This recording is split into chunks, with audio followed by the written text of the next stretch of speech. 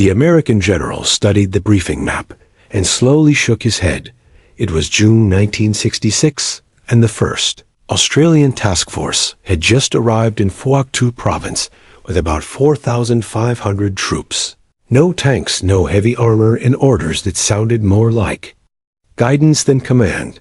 Pacify the province, use whatever methods you think necessary. To Americans who measured progress in helicopter missions, artillery tonnage and body counts tallied like financial reports. Australian force looked almost absurd. 2 infantry battalions, an artillery battery, a squadron of armored personnel carriers that could barely stop rifle fire, let alone rockets, and a small group of SAS operators who hardly appeared on formal charts. General William Westmoreland would later complain that the Australians were not aggressive enough.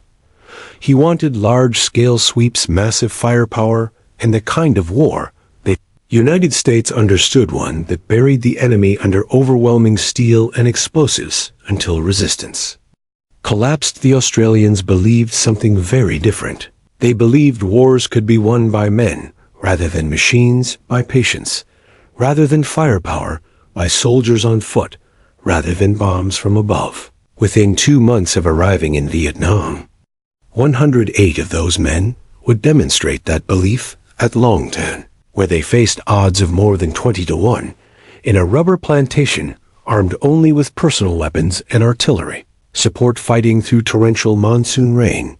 Yet Long Tan was not luck. It was the result of a military philosophy shaped by decades of jungle warfare, colonial emergencies, and small conflicts unfamiliar to most Americans. A philosophy that held a well-trained, well-led soldier was more valuable than any heavy weapon. This is the story of how Australia fought a war without the equipment others considered essential, and why the lessons were later minimized. To understand why Australian troops arrived without tanks, one must look back to the steaming jungles of Malaya, a decade before American advisors entered Saigon. The Malayan emergency from 1948 to 1960 became one of the rare successful Western counterinsurgency campaigns. Communist guerrillas hid in dense jungle, launching raids, ambushing patrols, and challenging colonial rule. Early British responses were clumsy but evolved under commanders who realized heavy firepower was ineffective in thick vegetation. Artillery could not strike unseen targets. Tanks could not move through jungle where visibility was only a few meters. Bombers could not distinguish fighters from civilians. Instead, success came from small patrols, deep penetration, ambushes on known trails, and intelligence gained through cooperation with local people. The guiding principle was that victory depended not on more troops, but on winning the population support. Australia participated heavily in this campaign, learning firsthand that the jungle rewarded stealth and punished noise. A 5-man patrol moving silently could achieve more than a noisy battalion. Heavy equipment often became a burden rather than an advantage when the emergency ended. Australia preserved these lessons rather than forgetting them. The Jungle Training Center at Canungra in Queensland, originally built during World War II, was expanded into a rigorous school for jungle warfare. Veterans of fighting in Borneo, New Guinea, and Malaya served as instructors, teaching skills that meant survival. Soldiers drilled contact reactions, ambush tactics, reconnaissance, tracking, counter-tracking, and silent movement through terrain so dense they could barely see one another. Training was relentless. Thousands passed through each year, emerging lean, hardened, and intensely confident. Every unit bound for Vietnam underwent months of preparation, basic training, specialist instruction. Jungle school and unit exercises meant that by the time an infantryman arrived at Vung Tau, he had at least 6 months of focused preparation. Many recruits were rejected before training even began.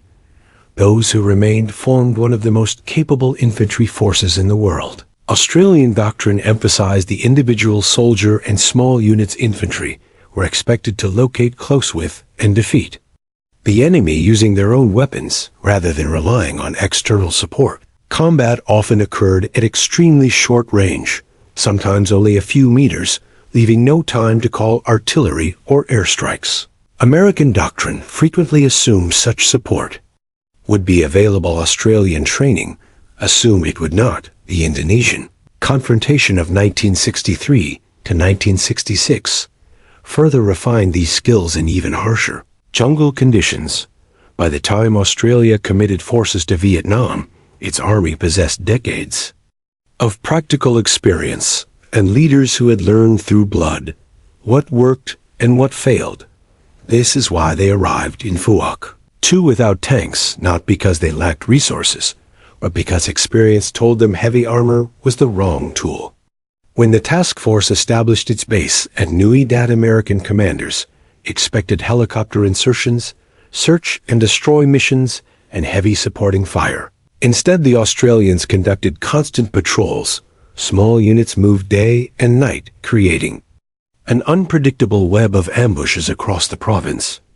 In a typical month, they carried out hundreds of patrol operations, each with different routes, timing, and objectives, preventing the enemy from recognizing patterns.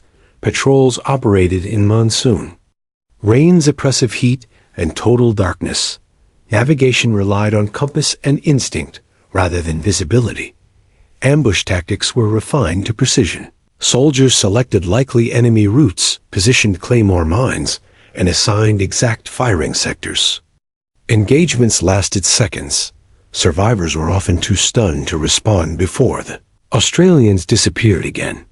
The goal was not to hunt the enemy with overwhelming force, but to deny him freedom of movement. Trails, villages, and infiltration routes were constantly monitored. Relationships with civilians produced intelligence while demonstrating permanent presence. This approach required soldiers capable of extreme endurance and discipline, able to remain motionless for hours in rain and insects. Junior leaders were empowered to act independently because delays could mean lost opportunities. American operations tended to be large, visible events, announced by helicopter noise and radio traffic. Australian operations were continuous, silent pressure. The Viet Cong studied both approaches and adjusted accordingly. Captured documents later showed they preferred avoiding Australians entirely because ambushes against them often failed. The effectiveness of this method was demonstrated dramatically at Long Tan in August 1966, after a bombardment of Nui Dat. B Company was sent to locate enemy positions, followed by D Company. On August 18th, D Company of the 6th Battalion Royal Australian Regiment encountered a massive force estimated between 1,500 and 2,500 enemy troops in a rubber plantation, outnumbered heavily in torrential rain with fading light, no tank support, and limited air assistance. They fought for hours, using disciplined fire control, independent maneuver, and precise artillery support. Helicopters flew through the storm at treetop height to deliver ammunition. Eventually, armored personnel carriers broke through enemy lines. The battlefield revealed 245 enemy dead, while Australian losses were 18 killed and 24 wounded. The battle showed that a small, well-trained force could survive overwhelming odds through skill, discipline, and coordination rather than technology. Later reinforcements, including tanks, arrived despite earlier doubts. Critics had argued that heavy vehicles had no place in jungle terrain. Yet during the battles of Coral Balmoral in 1968, against regular North Vietnamese units, tanks proved decisive, crossing fragile bridges and enduring repeated rocket hits while supporting infantry. Assaults over 26 days, Australians inflicted heavy casualties while sustaining comparatively fewer losses. Tanks again played a crucial role in the 1969 battle at Binma, where house-to-house fighting destroyed enemy forces occupying the village. The lesson was not that light infantry alone was sufficient, but that the correct tool must match the situation. Silent patrols required foot soldiers, armored assaults required tanks. Australian forces adapted accordingly. Intelligence gathered by SAS patrols underpinned all operations. These small teams moved with extreme stealth, eliminating scents and noise and advancing only a few hundred meters per hour. They listened for subtle disturbances in the jungle, detecting enemies long before being detected themselves. Their casualty ratios were extraordinary because they struck unexpectedly and vanished. Just as quickly, this intelligence guided artillery infantry movements and overall strategy. The Viet Cong referred to them as jungle ghosts. Yet the Australian approach also included civil programs rebuilding infrastructure, providing medical care, and winning local trust, attempting to secure the population rather than simply destroying the enemy. Although not all initiatives succeeded and gains sometimes faded after withdrawal, the record in Phuoc 2 was notable given the small size of the force at peak strength. Australia deployed fewer than 8,000 personnel compared with more than 500,000 Americans. About 60,000 Australians served during the war, with 521 killed and over 3,000 wounded. These losses were significant for a nation of Australia's size, but lower than expected under conventional doctrine. The psychological cost, however, was severe.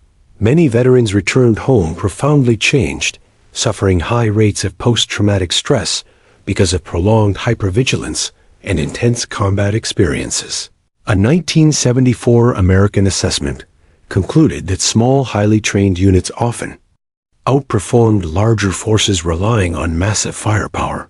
Persistent presence could achieve psychological dominance, and combining different tools appropriately produced the best results. The Australians succeeded largely because they respected their enemy, adapted to the environment, and learned patiently over decades. Modern special operations forces now study these methods at places such as Fort Bragg and Coronado. What was once overlooked became foundational doctrine. Australia initially believed it did not need tanks, and experience showed the truth was more nuanced. What never changed was the conviction that the most important weapon in war is the trained, disciplined, adaptable soldier. No machine can replace a human who understands terrain, respects the opponent, and can adjust when conditions change. Roughly 60,000 Australians served in Vietnam, and 521 never returned. Those who did carried lasting memories of what they achieved and what it cost. Debates over whether firepower or fieldcraft wins. Wars continued decades later. The Australians offered their methods openly to allies, inviting observers and explaining their doctrine. Some American officers recognized their value, but large institutions changed slowly. Only later failures, such as the rescue attempt in Iran in 1980 and the invasion of Grenada in 1983, pushed major reforms in special operations, lessons first demonstrated in Phuoc 2. In 1966, eventually shaped modern unconventional warfare.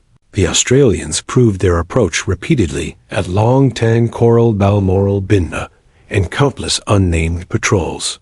The evidence appeared in operational reports, captured enemy documents, and the testimony of soldiers who survived because doctrine placed them in advantageous positions. 60,000 served, 521 names are etched into memorials, and the rest carried memories that cannot be carved in stone. Their experience answered one of warfare's oldest questions.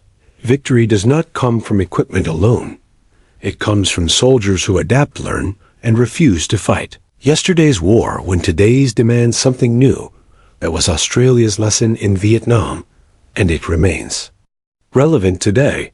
One of the most dangerous weapons on any battlefield is not the loudest one, but the one you never see coming.